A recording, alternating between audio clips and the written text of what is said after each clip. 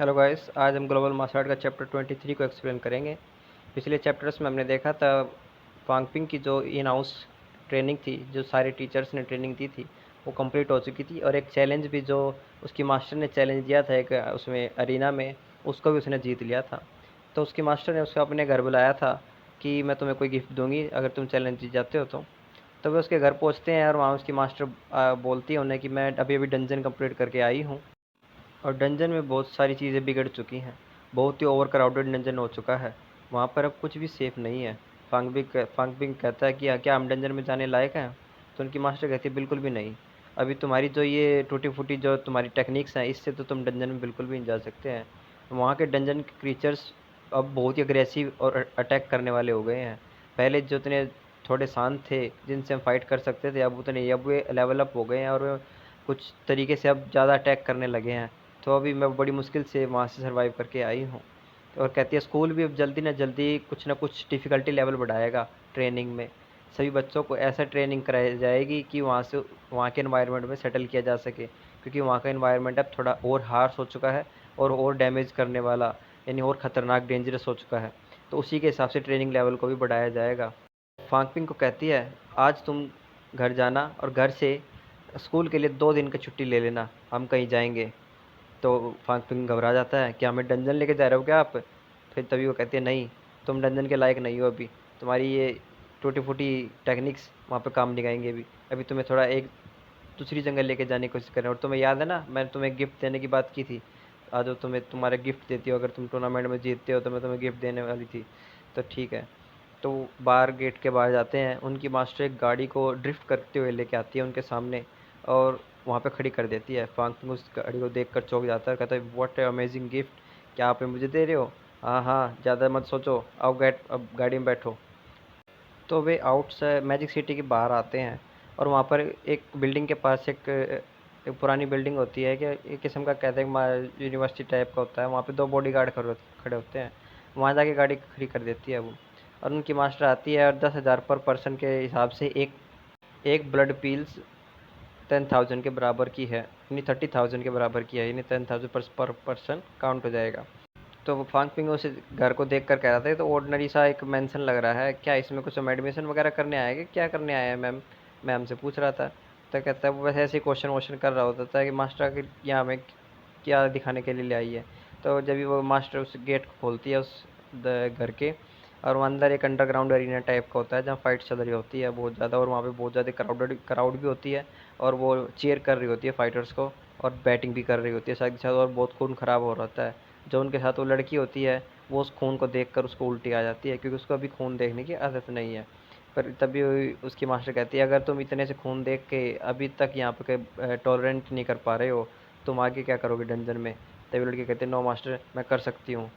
तभी फांगपिंग इस फीलिंग्स को देख कर खून वाली को वो, उसे तो उसने तो पहले भी खून देखा हुआ था, वो तो वो जो एक वहाँ पे एक रेबेलियंस आए थे उससे लड़े थे, उसको देख सोचता है कि मैंने तो ये सब चीज़ पहले फील की करी हुई है, तो मुझे इतना फ़र्क नहीं पड़ रहा।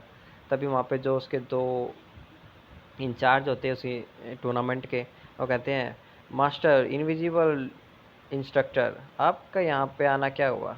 तभी वो कहते हैं ज़्यादा बकवास मत करो, तुम इस लड़के को मॉर्ग के अंदर लेके जाओ, मुझे इससे मॉर्ग में एंट्री करवानी है। तो कहते श्योर श्योर, पर ये छोटे से बच्चे को मॉर्ग में क्या करोगे? तो कहता है तुम्हें ज़्यादा क्वेश्चन करने की ज़रूरत नहीं है। फिर वो कहता है चलो लिटिल ब्रदर आ जाओ, तो मैं मॉर्ग की दर्शन करवाता हूँ, तो मुझ पर छोड़ दो, मास्टर को जाता है। तभी वो कहती है, फांगपिंग कहता है क्या तुम मेरे लिए गिफ्ट एक मोर का, तुम मोर का टूर कराने के लिए मेरे ये गिफ्ट देने वाली हो? तभी वहाँ पे जो एक इंचार्ज होता है मॉनिटर रूम का, वो वहाँ पे खड़े हो रहे बैटिंग कर रहे होते हैं। ये लड़का ज़्यादा देर टिक नहीं पाएगा, इस यूनिवर्सिटी की टीचर इनको पता नहीं मॉर्ग में क्यों लेके आती है। अब देखते हैं सब बैटिंग कर रहे होते हैं, ये आधे घंटा टिक पाएगा, ये 10 मिनट टिक पाएगा, ये 2 मिनट टिक पाएगा। कहते हैं चलो देखते हैं। वैसे तो मुझे लगता नहीं ज़्यादा देर टिक पाएगा, वन सिटी में सारे कमज़ोर बच्चे हैं। तो तभी फांगपिंग उस रूम के अंदर जाता है। उस रूम में रेड लाइट होती है और पूरा रूम रेड रेड होता है, और 2 बॉडी पड़ी होती है वहाँ पे। उन बॉडीज़ को देख रहा होता है, और वे सारे एक टीवी में एक हॉरर फिल्म भी चल रही होती है। फांगपिंग का पूरा माहौल दिया जाता है, एक हॉरर मूवी का एटमोसफियर। और उसका चिल बिल्कुल चिल रूम होता है, क्योंकि वहाँ पे बॉडीज रखी रहती हैं। पर वहाँ पे बॉडी देखता है, कहते हैं मरे हुए हैं, पर इनकी आंखें क्यों खुली हुई, मरे हुए हैं, चलो मुझे इन्हें मारना नहीं पड़ेगा। तभी वो देखता है उन सबको और उसके एनालाइज कर रहा होता है उनकी बॉडीज़ को, कि ये तो इसके राइट हैंड पूरा फोर्ज हुआ हुआ है, इसकी लेफ्ट हैंड भी फोर्ज किया हुआ है इसने, इसमें 35 एंड 45 पीसेस ऑफ 100 बोन्स इसने स्ट्रॉन्ग की हुई हैं। उसका एनालाइज कर रहा होता है, ऑटोप्सी जैसे किया होता है, और सबको उसको कुछ भी दिक्कत नहीं हो रही होती उस बॉडी को देख कर, क्योंकि उसने पहले से ये चीज़ें देखी हुई होती है।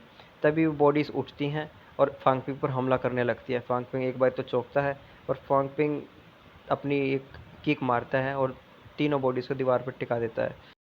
फांगपिंग बोलता है, ये उन तीनों का करा हुआ दर लगता है मेरे को, मेरा कोई टेस्ट ले रहे हैं वो यहाँ पर, कि मैं इन टिक पाता हूँ क्या डेड बॉडीज़ को देख कर। चलो फिर भी वो डेड बॉडीज़ को दोबारा उठाता है और वो अब टेबल पर रख देता है और कहता है, नो ऑफेंस, मैं कुछ गलत करना नहीं चाहता था, मैं अब जानबूझ के कुछ नहीं किया मैंने, मैं तो बस अपना डिफेंस कर रहा था। तो हमें पता चलता है कि ये उनको मॉर्ग में काम करने के लिए रखा था कुछ देर के लिए, कि वो यूज टू हो जाए बॉडीज़ को। तो अभी वहाँ जो फाइटर्स मर रहे होते हैं, उन फाइटर्स को उठा उठा के उनकी बॉडीज़ को मॉर्ग में लाने का काम फांगपिंग और उन दो चेलों का था जो उस मॉनिटर रूम में बैठे थे। तब वे दो चेले देख रहे थे फांगपिंग को कि इसको तो कुछ फ़र्क ही नहीं पड़ रहा, हमने इसको डरा भी लिया, फिर भी ये तो बॉडीज़ को देख कर कुछ फ़र्क पड़ ही नहीं रहा है इसको, तो इसने शायद पहले ब्लड देखा हुआ है ये। और वो जब भी फांगपिंग एक नई बॉडी थी, उसको भी बॉडी बैग में डाल रहा था और कह रहा था, कम ये सोशल वॉरियर्स हैं जिनका कोई बैकग्राउंड नहीं है, फैमिली सपोर्ट नहीं है, वैसे फ़ाइट करके पैसा कमाते हैं और अपनी फ़ाइटिंग स्किल्स को इम्प्रूव करते हैं इसी तरीके से। तो वो उस बैग को बंद करता है और कहता है, एक फ़ाइटर जिसके पास कोई स्ट्रेंथ नहीं है, वो एक ऑर्डिनरी इंसान, एक मामूली इंसान है। तो फिर वहाँ पे ख़त्म होता है मॉर्ग का सीन, और हमें एक रेस्टोरेंट में दिखाया जाता है जहाँ उनके मास्टर उन्हें एक बीफ या चिकन खिला रही होती है, कुछ मांस मूस का, और उसमें भी खून होता है, क्योंकि वो उनकी अभी भी परीक्षा ले रही होती है कि ये अभी भी खून देख पाते हैं, कितना सारा खून देखने के बाद खून वाली चीज़ ही खा पाते हैं क्या। जो लड़की है वो तो बिल्कुल नहीं खा पा रही होती थी, उनकी मास्टर बैठ के आराम से खा रही होती है और बोल रही होती है, तुम धीरे धीरे यूज टू हो जाओगे इस चीज़ की। कहता है, यूज टू? तुम हमें ये खून वाला मांस खिला रही हो और पहले मैं इतना सारा खून दिखा के, कैसे यूज टू हो जाएंगे हमें, एक बारी में तो नहीं होंगे।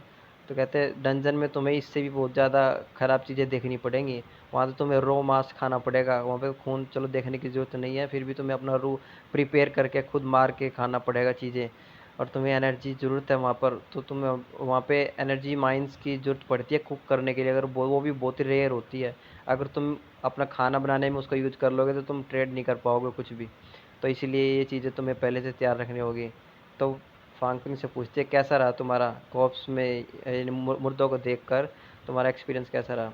कहता है, वॉरियर लाइफ इतनी ग्लैमरस तो नहीं है, ऑर्डिनरी पीपल, हमारे जैसे मामूली पीपल इसमें सरवाइव मुश्किल ही कर सकते हैं, पर मैंने पहले ये चीज़ें देख चुका था, इसलिए मुझे कुछ ज़्यादा फ़र्क नहीं पड़ा उस चीज़ से।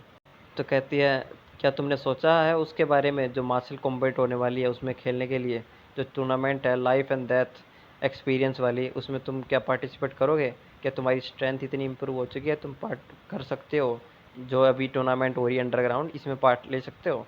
तभी कहता है, इतनी जल्दी एकदम अचानक ऐसे मास्टर क्यों पूछ रहे हो? तभी वो लड़की वहाँ पे बगल में बैठी होती, वो लड़की कह रही होती है उससे, मास्टर क्या मैं उस टूर्नामेंट में भाग ले सकती हूँ? तभी वो मास्टर कहती है, नो, तुम बहुत ही कमज़ोर हो। तभी वो लड़की चिल्लाकर बोलती है, नहीं मैं वीक नहीं हूँ, मैंने भी अपनी 140 बॉन्स कंप्लीट की हुई है, स्ट्रॉन्ग की हुई है, मेरी टेक्निक भी बेसिक से मॉडरेट में जा चुकी हैं, और मैं किसी से डरती नहीं हूँ, मैं लड़ सकती हूँ।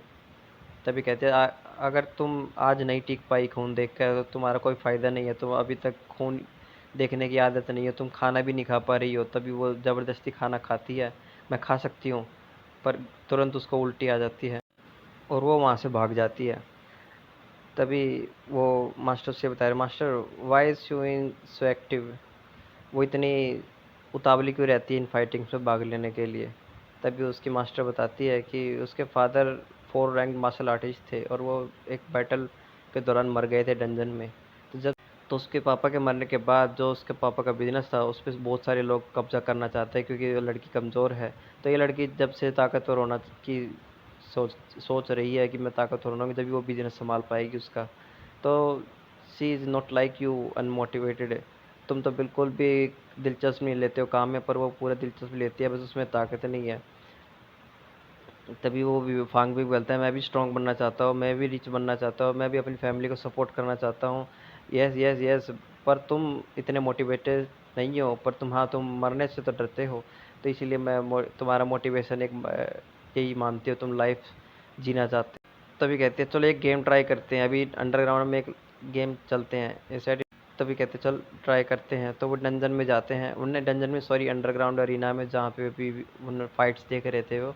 तो वहाँ पे एक फाइटिंग ग्राउंड में उनको फांगपिंग को छोड़ते हैं और कहते हैं डोंट पैनिक ब्रदर, ये सिर्फ सेफ टू प्ले है और गेम, इसमें कोई मारने वाली चीज़ वाली बात नहीं है, और कोई भी तुम्हें मारेगा नहीं है। तो तुम बस लड़ना और जीतने की कोशिश करना। तभी फांगपिंग कहता है क्या जीतने से मुझे प्राइज़ मिलेगा? रिंग मास्टर बोलता है हाँ, 50,000 रुपये पर गेम। इट्स ज़्यादा तो नहीं है, पर हाँ अगर कोई बेट लगाता है तो डबल भी हो सकता है। तभी तो अपोनेंट कहता है, अपोनेंट का मेंटर, क्या तुम एक वेटरन को इसके सामने खड़ा करते हो तो जो ओड होगा 3-1 होगा, यानी 1 का 3 मिलेगा। तो कहता एक का 3, मैं अपने ऊपर 1 मिलियन लगाता हूँ। Oh sure. तभी मास्टर भी कहती है मैं 5 मिलियन लगाती हूँ अगर ये हारेगा तो तो वो जो लड़की है वो भी अपने 1 मिलियन उस पर लगाती है फांगपिंग पे। कहता तू भी। तो सर हारने पे लगाते हैं उसके। कहते तभी वहीं अनाउंसमेंट कहते हैं ऑल लेडीज जेंटलमैन सभी आज गुड इवनिंग अनाउंसमेंट करते हैं आज की हमारे। तभी जो कमेंटेटर अनाउंसमेंट करता है वेलकम कीजिए king of arena, a peak martial artist of the first grade black face. तो एक मस्कुलिन सा बंदा वहाँ खड़ा होता है, उसके चेस्ट पे स्कार होता है। तो सभी उसको चीयर करते हैं ब्लैक फेस करके। और दूसरी फांगपिंग का इंट्रोडक्शन किया जाता है as well known brave newcomer mid level martial artist the first grade the blade king. तभी सभी मजाक कर आते हैं ब्लेड किंग, चलो हमें नहीं देखना इसको। कहता तभी वो लड़की भी कहती है कितना अजीब सा नाम दिया इसको ब्लेड किंग थोड़ा होता है। कहता है ये जानबूझ के इसने यूज़ किया है कि इन इम्प्रेशन छोड़ने के लिए, एनिमी को मिसलीड करने के लिए। Let's say an example.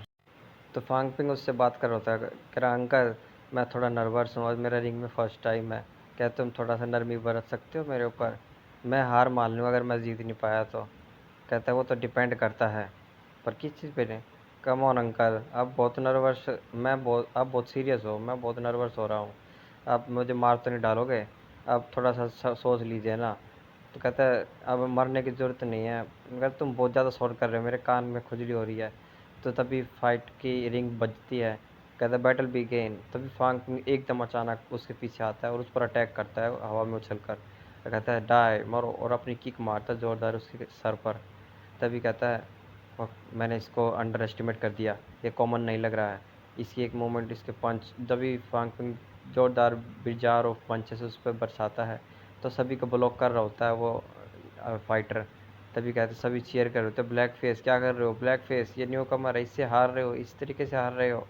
कहते हैं तभी इसके पैर की तरफ हमला करता है फांगपिंग, और वो भी उसकी पैरों की तरफ हमला कर होता है। जब भी फांगपिंग एक पंच जोरदार उसके डोज कर उसके मुंह पर मारता है और उसके खून ही खून निकलते हैं। और फिर एक और पंच उसके डायरेक्ट चेहरे पर मार रहा होता है, तभी वो ब्लॉक करता है उसको और फिर अपनी किक घुमाता है फांगपिंग, और एक जोरदार की इलेक्ट्रिक किक उसके ऊपर लॉन्च करता है। और तभी वो गिव अप कर लेता है और कहता है मैं हार मानता हूँ, और वो वहीं पर बैठ जाता है। तो फांगपिंग तभी उसको शुक्रिया अदा करता है थैंक यू, और मैच ओवर हो जाता है। सभी चौंक जाते हैं कि न्यू कमर ने एक ब्लैक फेस को हरा दिया, ये कैसे पॉसिबल हो सकता है, कैसे मैं हार गया। तो तभी सभी चीयर करने आते ब्लेड किंग तो ऑसम है, बहुत ही अमेजिंग है लड़का तो नया। तभी कहते हैं इसने 1 मिनट, वो मास्टर भी कहते हैं इसने 1 मिनट से कम में भी इस फाइटर को हरा दिया, ये बहुत ही स्ट्रॉन्ग है, इसका थोड़ा अंडर एस्टिमेट मुझे भी नहीं करना चाहिए। चैप्टर 23 यहीं पर ख़त्म होता है। Thanks for watching, goodbye, next chapter में मिलते हैं।